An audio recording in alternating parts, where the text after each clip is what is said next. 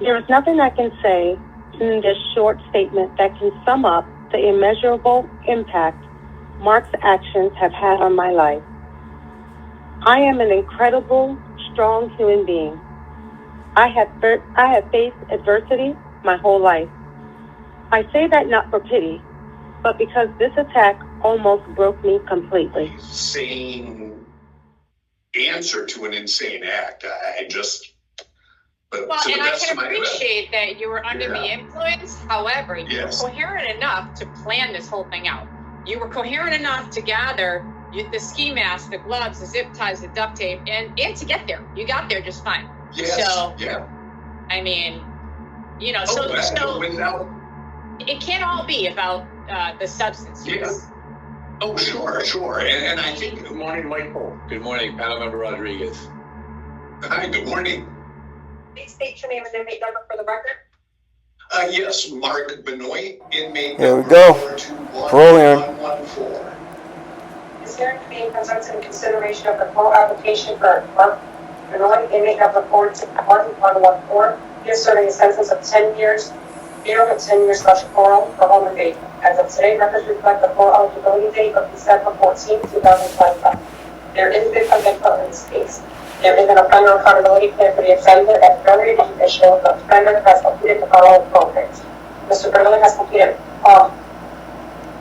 multiple programs within the Second Chance program, including voice given sentences, bad choices, domestic violence, serious student programs covered, start now, Second Chance, alternatives to violence, student recovery, break department laws. Issue certificate and is the chair of the NA meetings with Ms. Unit on Saturdays. Mr. Benoit has outside clearance as lieutenant community. Alright, so he has outside clearance. That means he gets to work outside of the prison. On the risk value, which consists of the offenders and laws for under RT, all individuals are very risk with citizen.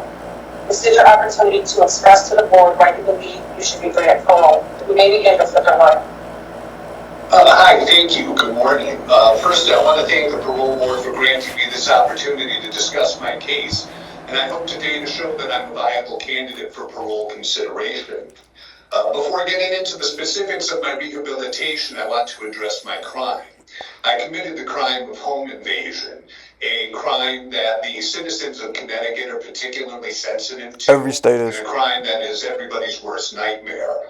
My victims in this case suffered not only the trauma of that night, but ongoing irreversible damage to their personal sense of safety and security. I have enormous shame and remorse over my actions, and that shame and remorse has in fact grown over the years.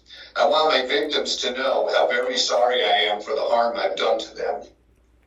And I wish I could undo the harm I've caused, but I can't go back in time, and even saying I'm sorry now seems woefully inadequate in light of what I did. I believe in the motto, don't tell me, show me. Actions speak louder than words. Began, I pledged that I would do more than just say I was sorry or that I had remorse, but that I would demonstrate my penitence on a daily basis through my conduct as an inmate. I would show both my victims and the state that as seriously as they took my crime, I took it even more seriously, and that I would do everything necessary and everything asked of me and more to embrace my rehabilitation. When I came to prison, I made the commitment to focus on two primary goals.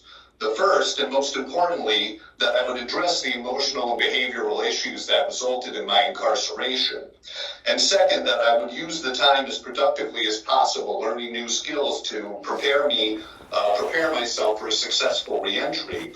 Because part of the debt I owe society means not only do I have to serve my prison sentence, but afterwards I have to return as a working, contributing member of the community. I began my sentence at Garner Correctional, where I was fortunate enough to encounter a dedicated social worker, Ms. Dickinson, and we spent a lot of time exploring the issues that played a role in my mental state at the time of my crime, particularly substance abuse issues, which played a major role, but also unresolved issues that I had never properly processed. I was involved, as IPO Martinez said, in a number of therapeutic group programs, such as Dual Recovery, Start Now. I took all of my programming very seriously, because not only did I truly want to understand what had gone so horribly wrong in my life that I would commit such a deranged crime, but so that it would never happen again.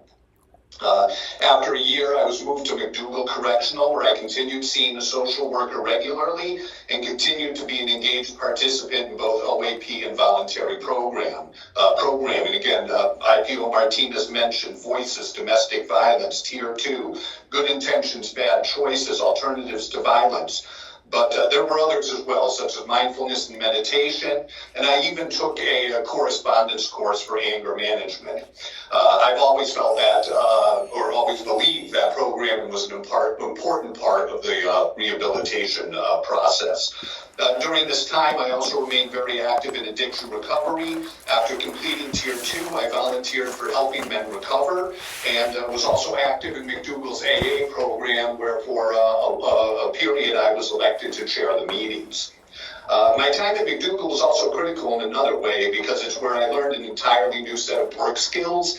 I enrolled in McDougall's vocational education carpentry program, and I quickly discovered I had an aptitude for the craft. After I completed the program, my instructor, Mr. Rainville, offered me a position as a program technician so that I could continue on and refine my skills.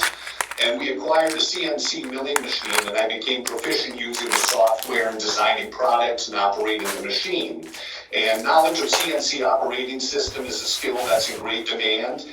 It's the manufacturing standard across industries, and it opens up a lot of job opportunities.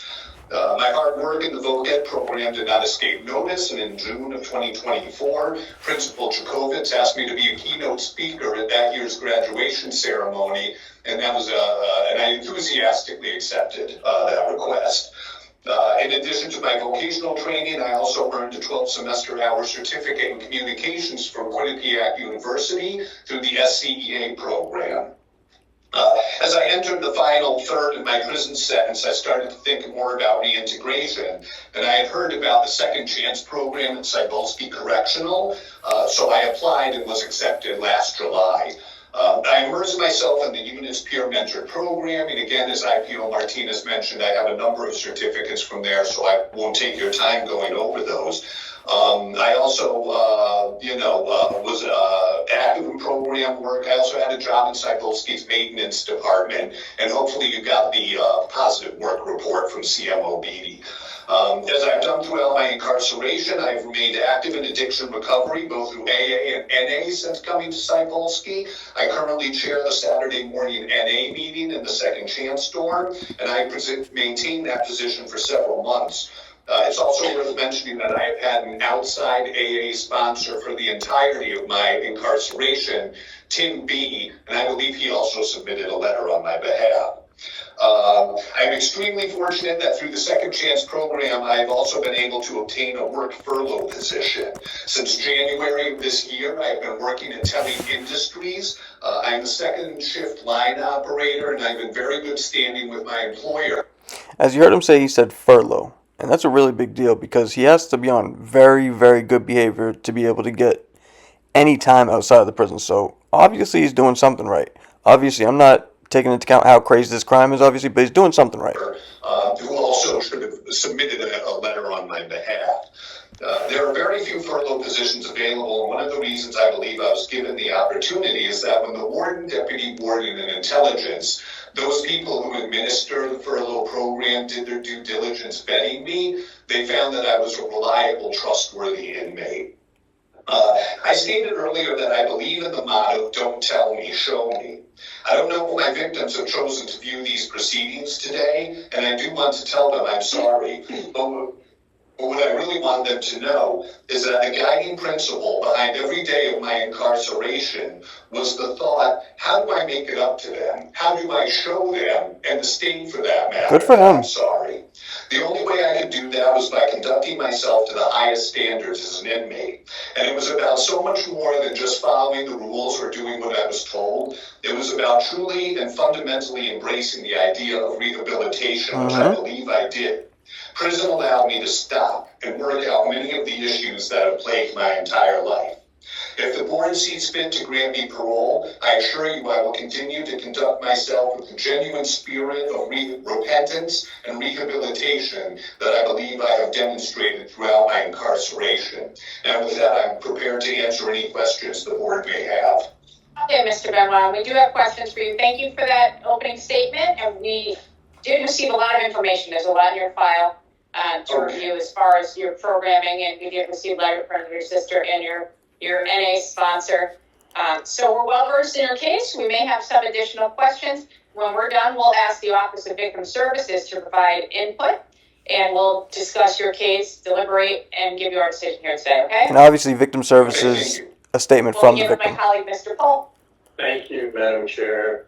Good morning, Mr. Benoit. Good morning.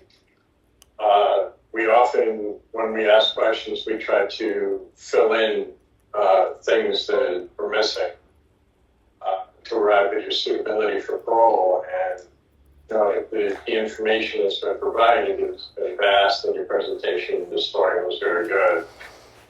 So honestly, there aren't a lot of questions for me, anyway.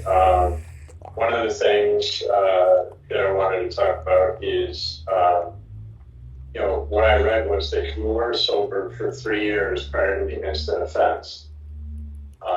And certainly, when things go sideways, stuff like this happens. What led to your relapse in that particular case? Sure. So I made a mistake that people in recovery frequently do.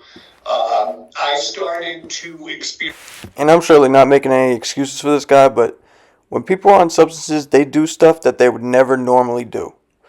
This guy probably isn't normally a violent person, but he messed up on alcohol, drugs, and turned into something that he actually isn't.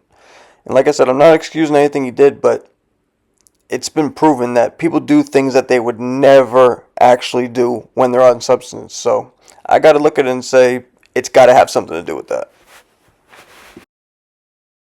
Experience the rewards of being sober for a good period of time. I had a very good job, a very high stress job, I might add. And so what happened is I started to put other priorities ahead of my sobriety. I stopped going to meetings regularly. The pink cloud. I got involved in a relationship that maybe wasn't one that I should have been involved in. I think regarding that relationship, I think I made some unrealistic expectations about what that relationship was going to be. And when it didn't go the right way, I think between stepping back from my meeting schedule and, again, the unrealistic expectations around this relationship, I picked up and started using again, which unfortunately has been throughout my life. Something I learned very early in my life was a coping mechanism that I used rather than using the right kind of coping mechanisms, which, in this case were more AA meetings and keeping my sobriety and mental health first. I put other priorities first, and I just wasn't paying attention to what was going on in my own head and in my own life. And that's basically what went on. I totally understand that. So what's your sobriety date now? So my sobriety date is the day of my arrest. And look, I want to be very clear that I do not use this as an excuse. But when I committed my crime, I was heavily under the influence. At least he's taking accountability.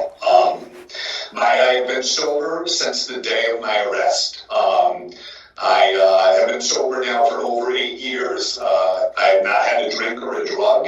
I'm sure, as the board knows, alcohol and drugs are available in prison. But 8 years of sobriety, 8 years of working with my outside sponsor, and 8 years of attending meetings regularly, as well as Department of Corrections addiction programming. Very good. And you've done a great deal of programming, part of the Second Chance Unit. Yes. And that also involves helping others, which is really the next step. Taking responsibility for meetings and things like that are really important. Yeah, the outside clearance with Town Industries. What does that look like on a given day? Oh, I'm sorry, my job at Telling Industries? You have outside clearance. Yes. With Town Industries. So what does that look like on a given day? Oh, What's sure. your day look like? Yeah. Yeah, so typically what happens is, I wake up, I'm here at the facility, and I may go to some programs during the day, but around 1:45, we go down to admitting and processing, where we change into civilian clothing, and there is a van and a corrections officer who brings us to Telling Industries. That correction officer remains on site while we do our shift, and second shift runs from 3 p.m. to 11 p.m. Like I indicated, I'm line operator, so I'm at a production line, sheet steel goes in one end, and steel studs and framing components come out the other end. And so I operate the machine, I load it, I do that. I'm very busy for the 8 hours. Other than taking our lunch break and our coffee break, I'm working for that entire time. And as I said, the on-site officer is there, and I believe CO Fryer. Hopefully, you got his work report on me as well, which was positive as well. But we come back to the facility. I might have a quick bite to eat or something like that, and then Monday through Friday, that represents my work week. So when you're at Telling Industries, there's a CO there, but is there a CO over your shoulder the entire time? Oh, no. He tours at regular intervals. But other than that, we're doing our job, and no one's looking over our shoulder. Just working and being very busy. It's a demanding job, both in terms of physically demanding as well as psychologically demanding, because the potential for accidents. It is an industrial environment, so the potential for accidents or problems like that are very real, and so it requires that we pay full attention. And that's a lot of responsibility. Yes. So I want to close my questions with what you opened, and that is, home invasion is something that this For sure. The state takes very, very seriously. Yes.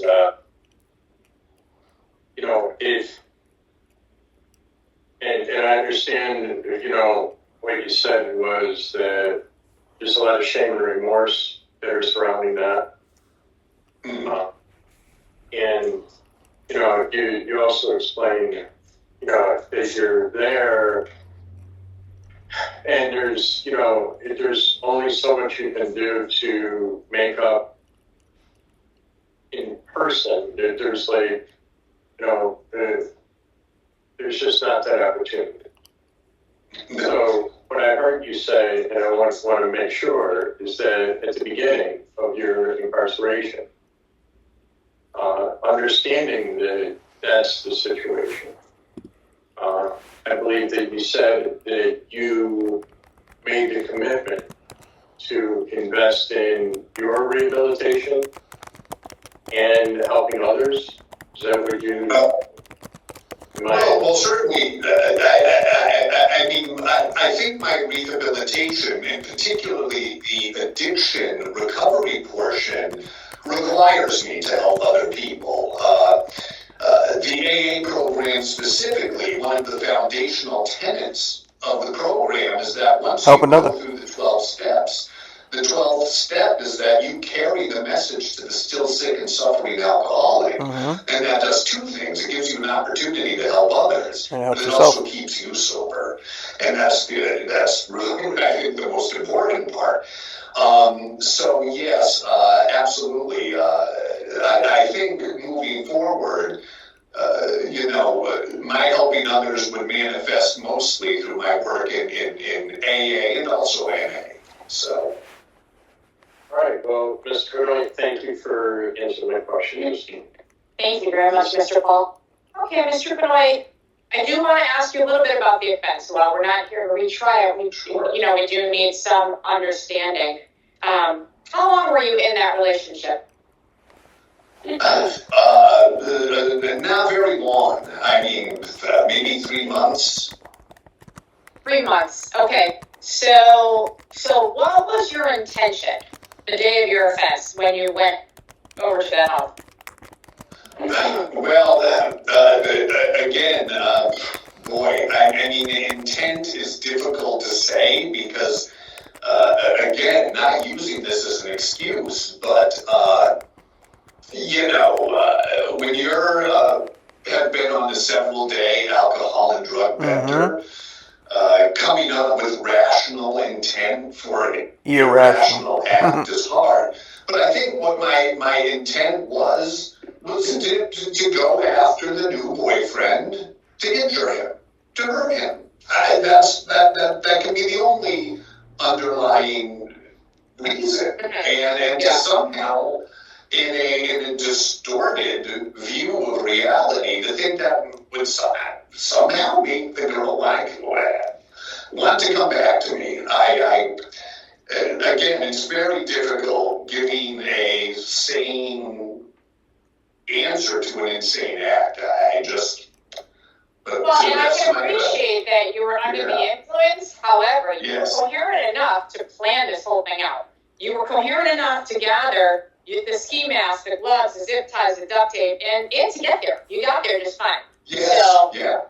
I mean, so it can't all be about the substance use. Yeah. Oh, sure. And I think one of the underlying reasons was to control the situation. One of the things I learned, for example, in domestic violence is how a man will often use physical threats and intimidation to try and control the situation over a partner using these kind of methods. And I think I think the motivation was to cause harm to the new boyfriend, to use threats and intimidation to control a situation that I couldn't otherwise control. And I think these are all pretty villainous, pretty evil intentions. I can't. And that's a pretty strong reaction to a 3-month relationship. I couldn't agree more. I've thought a lot about this, and I mentioned that there was some other trauma that I had unresolved. This is something I explored with social worker Dickinson. I had a very long-term girlfriend who had died in 2007 from an aortic aneurysm. It was an unexpected death that happened right when I was there. And then that was followed by my mother's very difficult cancer death. That's tough. So in a period of a couple of years, I had lost two important women, females in my life that were enormously important.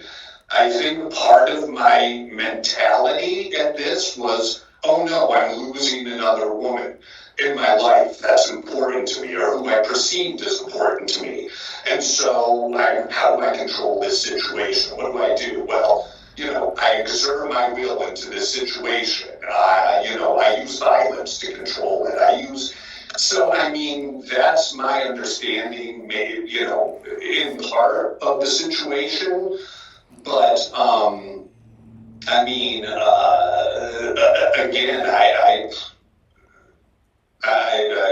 that's the best answer I can come up with. Yeah, okay. It's still difficult to understand because the things that you described happen every day. People get divorced, people die, break up every day. So what have you done to learn coping skills? Have you taken any programming around that? Oh, sure, sure. So, this cognitive behavioral therapy and, CBT. so for example, we talked about, the programming in the Second Chance Storm. And one of the programs that stands out is a program called Knowing Your Triggers. It's about, hey, what set you off? How do you respond to agitation when you start to feel it? And several of the other programs have also touched on this. Behavior follows thought. And so one of the things I've learned in my programming I like that. is if I start to have a thought that's a negative thought, that's a violent thought, that's a thought that I want to use drugs or alcohol, that's a thought that has to be quickly acknowledged and then steered away from. One of the ways that you do that, and one of the things I never did prior to coming to prison, was reaching, I did to a degree in AA, but reaching out for help. If I'm having some sort of a mental disturbance, I don't have to sit there and tolerate it, or worse yet, nurture the negative thought. Go out. There's a social worker. I can see a psychologist. I can talk to a sponsor about it. And I can say, hey, I'm having this weird thought. I'm having this bad thought. Not to veer away or to blame, say my childhood, but I grew up in a very dysfunctional home where, alcoholic father, a mother who I now know suffered from serious depression. Our coping mechanism was to bury everything. And my father, buried it under alcohol. And then I started burying it under alcohol and drugs at the same. So I never really used any type of healthy coping mechanisms before. And like I said, I would have a bad thought. And instead of stopping the bad thought or turning away from the bad thought, I pour alcohol on it and nurture the bad thought. So anyways, but it's about plucking the weeds of bad thought out of your head before they become bad behavior. That's the key. I like that. Yeah. Getting the bad thoughts out before they become bad behavior. That's a good one. No disciplinary infractions at all in, 8 years? Damn, Yes, 8 years? 8 years? Yeah. I used to go the whole all the fucking time. Talk to me about the 1995 assault third case. Sadly, that was another case that involved the new boyfriend of an ex-girlfriend. So this dude does do this a lot, let's be honest. Went after him, assaulted him, and was correctly arrested for it. You see what he said? Both of these times were over a girl. I'm going to be honest here. Full disclosure. Anytime you go to jail, they're leaving you. They're not going to stick by your side. I think I was locked up 90 days and my girl left me. Like, it doesn't last very long. Don't throw your freedom away for a female. There's plenty of fish in the sea, and guess what? She's not going to hold you down, especially if you kidnapped her ex-boyfriend. Like, what are you thinking, dude? But, hey, he does seem like he's taking accountability and he's trying to change, so I give him that. And again, I think this goes back to this, I'm being abandoned, I need to control the situation. Unfortunately, when you grow up, and the closest thing you have to a fatherly role model is, and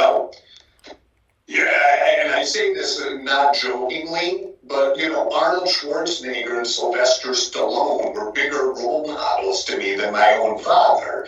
And when you have a warped sense of masculinity and think, this guy's taking something from me, so I'm going to go, punch his lights out. It's normal for a man to do that, yeah? That's not a good coping mechanism. So it was a similar situation, and one I thought was well behind me. But evidently, can I ask a question? Where did that take place? Where did that offense take place? The girlfriend's apartment. At her apartment. So you went there when the children were there. Okay, so this offense took when the place children were there, that's not good. at his home, right? Yes, correct. How did you find them? How did you know where he lived? Obviously, he stalked him and found him. I was aware of his address. I had known the victim, So you knew him, and you knew where he lived. Yes. Okay. And after that 95 assault case, did you do any programming or treatment? I did. I was sadly briefly involved in AA for a period of time because, again, alcohol and drugs played a role in that. But I was young, and once the legal trouble cleared up, and I felt I was better, I just kind of moved on with life. Now that said, for a very long period of time, I did conduct myself as a kind of a normal working person. Admittedly, I was probably a functioning alcoholic, but I was working, I was behaving, normally for the most part. And you were in another relationship. You mentioned another girlfriend. Yeah, sure. There's been, again, this is one of the strange things, is because as you mentioned, this was a 3-month relationship, but I've had several girlfriends over the years where there was never such such an explosive and violent reaction to a breakup or a separation. And what were the circumstances of the other breakups? Obviously, when one of your girlfriends passed, you had no control of that. Sure. Yeah. Retaliate against. Are you in a relationship now? No. Okay. Yeah. It appears you have trouble with relationships. There's more work to be done on yourself. Oh, I think so. I think the work is going to be an ongoing process. In fact, I could even say that probably the hardest work maybe even lies ahead. For sure. Staying sober. Yeah, so who are your supports in the community? Who are your biggest supports? Well, obviously, I have a supportive employer. My family is supportive, and I do have a cousin in Old Saybrook who's very supportive. You said family. Who are the family members? So I have 3 sisters and 1 brother. I have 2 sisters that live in the Mid-Atlantic region. I know both of them wrote letters. I don't know if Connie's maybe got to you in time, but one in Delaware. Support locally, because you're never get on a plane and. Exactly. So locally, I do have a brother in Ridgefield. I have a cousin in Old Saybrook. I have an aunt and another cousin in Vernon, and they've supported me while I've been in prison. Why aren't you going to live with any of them? Well, first of all, I intend to continue, at least for a period, working at Telling Industries. Yeah. So just as a matter of location, and now, for example, my aunt in Vernon, she's very elderly, I never really considered asking her if, obviously Old Saybrook is too far away, and my brother has both health and financial issues that preclude him from being an option to live with. Okay. All right, thank you for speaking with me. I'm going to turn it over to my colleague, Mr. Rodriguez. I don't have any questions, I'm sure. Both of you have asked a few questions already. Okay, thank you. One thing I would say is, don't be too overconfident in all the program that you have taken and all that you've learned. For sure. I'm a little concerned that, you kind of pick a gun altogether now, and it may not necessarily work that way on the outside. Well, thank you for that, and I couldn't agree more. The last time that I felt a little overconfident about my sobriety, look what happened. So, I'm going to be very careful to avoid overconfidence. Good. Thank you. All right, so at this time, we'll ask that you just not interrupt while we ask the Office of Victim Services to provide input. Ms. Hamlet-Williams, thank you for joining us. Thank you, Madam Chair. Good morning, panel. I do have a statement from the victim number 1 in this case, and it reads, "There's nothing I can say in this short statement that can sum up the immeasurable impact Mark's actions have had on my life. I am an incredible, strong human being. I have faced adversity my whole life. I say that not for pity, but because this attack almost broke me completely. Mark Benoit's attack ripped me of my humanness, my ability to enjoy life.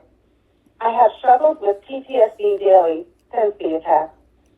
Through hospitalization, weekly therapy, medication, EMDR, neurofeedback, and recovery programs, I have attempted to rectify that deeply ingrained fear that I live with every day. When a person breaks into your house and attacks you, clad with a ski mask, duct tape, zip ties, a knife, they not only threaten your life, but implant a horrific understanding of how deeply sick another human can be. The ascent of the world becomes dark. Words cannot express how violating it feels to know another human had such ill intentions for you. I have battled suicidal depression, anxiety, and PTSD for the entirety of the past 8 years. My hope is that Mark Benoit has been rehabilitated, though I have little faith. I do believe that hurt people hurt people. Hurt people hurt people. Whatever pain Mark has experienced, I hope he can overcome it. Mark has caused me great pain, but he will never attain that again. I would request now that Mark wear a tracking device for the duration of his parole, as well as be placed in a facility as far away from me as possible. I have been informed that this is not in the power of the parole board, but rather his parole officer upon release. I do ask that whoever that may be take this request into consideration. Thank you. Thank you, panel. Thank you very much. All right, Mr. Benoit, give us some time to deliberate about your case. You can listen to our deliberation, and we'll come back to you with our decision. All right. Mr. Cole. Thank you, Madam Chair. So either this guy is a complete sociopath or he has changed. I'm not saying that this wasn't wrong, but he is taking accountability and it seemed like he really wants to change. So the fact that he was only with her 3 months shows that he needs to focus on his sobriety and not relationships. But all in all, I feel like he's definitely somebody who's on the verge of changing. And if you've been in a toxic relationship, you know how crazy. And you add drugs to it, yeah. You know, you'll do some crazy things that you normally wouldn't.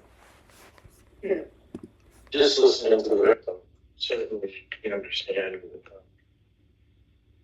much as you can how much this affected the victim's case and how much they have gone through to get to a place. It'll never be the same, you know. And I also understood, you know, and correctly so, that we don't assign GPS monitoring. But certainly, The field undoubtedly will put him on GPS monitoring or home invasion conviction. absolutely, and that's important, you know. And I also heard the victim talk about wanting Mr. Benoit to engage in rehabilitation. And what I've seen with everything that's in front of me is he's done a few things. He's complied with rules and facility. He has engaged in programming. He understands that one of the issues is substance use, and has put a lot into that. He's also, in looking at this and how people that are in charge of Mr. Benoit right now feel, they have released him to outside clearance, where he is trusted to go to work every day and you know, and do a job which the reports that we have say he's done a great deal with that. So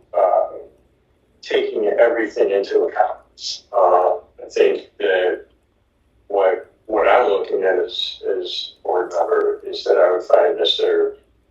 Right suitable, and looking at the difference between what he's doing now with telling industry, what he's doing with halfway housing, floating back and forth every day, and wanting to continue with telling industry and continue to engage in additional support when he's in the community. And the remark from board member Rodriguez was important. Yeah. Don't get too overconfident in what you're doing. That's really important. But with all of that said, it was Thank you. application. Thank you. And I agree with everything that you've said. So I he's think going to get it? there will be strict supervision here. I think the victim, of course, for the statement, and I certainly hope that both victims can find some kind of peace. Closure. It's also important to note that with the Home Invasion Commission, there is no rack time. There's been no time taken off this sentence. He's going to do the whole 10 years, day for day, whether it's in the facility or out in the community. There's no time taken off that. So I too would like to see him under some community supervision for some period of time. He does have 10 years of special protocol. Mr. Rodriguez? Thank you, Madam Chair. I am in agreement as well, and I do feel for the victim in particular. Yeah. I just cannot imagine No. somebody breaking down in that condition. Right. With a face mask, ties, and the fighting, Yeah. that experience. Yeah. So much. And I hope that Spinoy really heard that statement. Yeah. And takes it to heart and really understand what he put those victims through. But I too am supportive. He's done the work. He's Yes. a low risk. Yes. He's going And to he's have getting a lot of furloughs. supervision to follow this. And, so I too am supportive. Okay. Thank you. Okay, so we have two victims, the mental health eval, domestic violence, halfway house, and no alcohol. Is there anything further? That's what I have. All right. Okay, in the matter of Mark Benoit, MA number 421114. I'll make a motion to grant parole effective December 14th, 2025, with the following additional conditions. You're to have no contact with victims' initials ES or PG. And also, for the record, there are protective orders in place, so it would be criminal if you have any type of contact. You'd be returned. A mental health evaluation and treatment if it's deemed necessary. Behavior management programming for domestic violence in the community. It's a continuation of the programming that you did in the facility. Halfway house placement. Well, and there we go. As I always say, stay blessed and stay free.